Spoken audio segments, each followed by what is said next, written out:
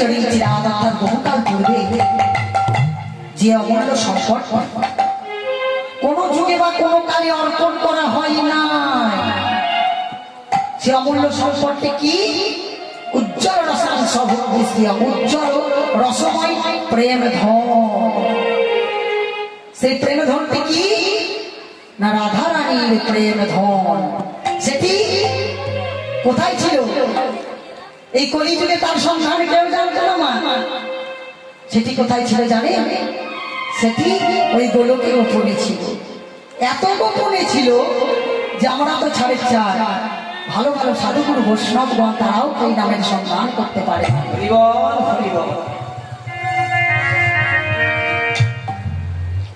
তোমার একমাত্র গৌর হরি সেই গোলক থেকে ওই নাম নিয়ে এসেছিলেন আমাদের এই ধরাধামে। তবে তার সন্ধান কেউ জানতো না, কেউ সন্ধান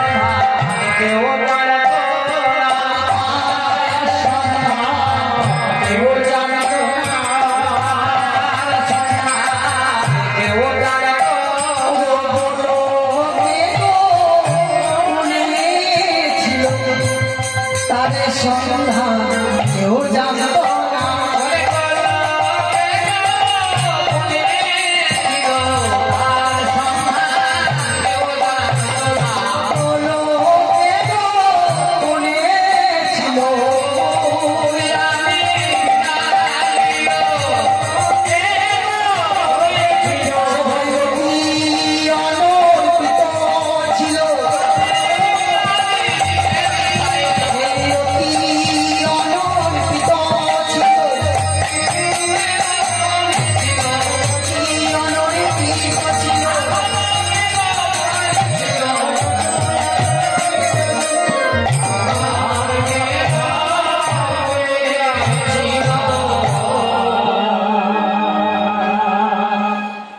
এই হরিনামের সন্ধান কিন্তু কেউ জানতো না।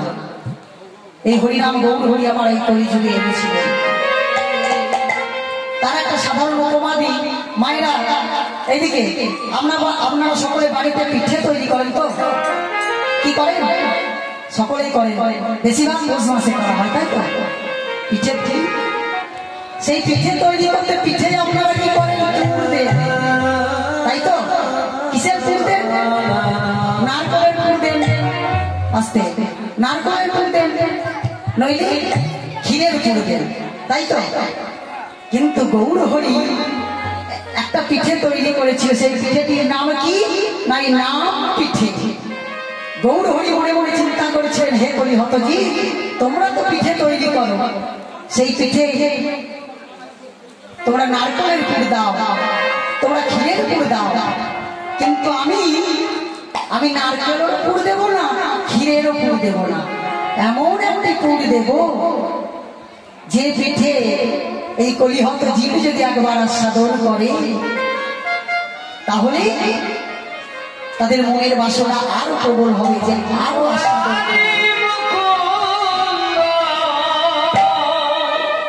জগদা নামে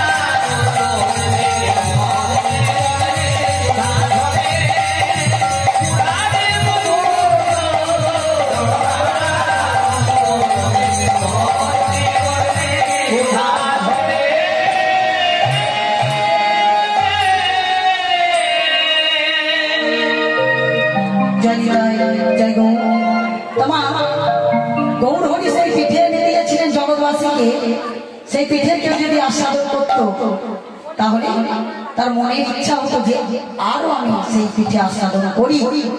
আর এই সাধারণ মায়েরা যেগুলো বাড়িতে বানা, সেগুলো দেখবেন দু একটা খাওয়ার পর মনে হয় যে আর খাবো না। কিন্তু আমার মন হয়ে যে পিঠে এনেছিলেন মা, সেই পিঠে যদি আস্বাদন করা হয় তো কি হবে জানেন?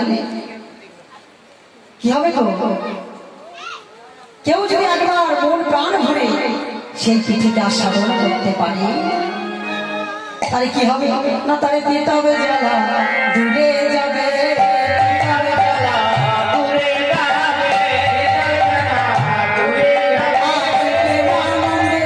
উদয় হবে তার জ্বালা দূরে যাবে।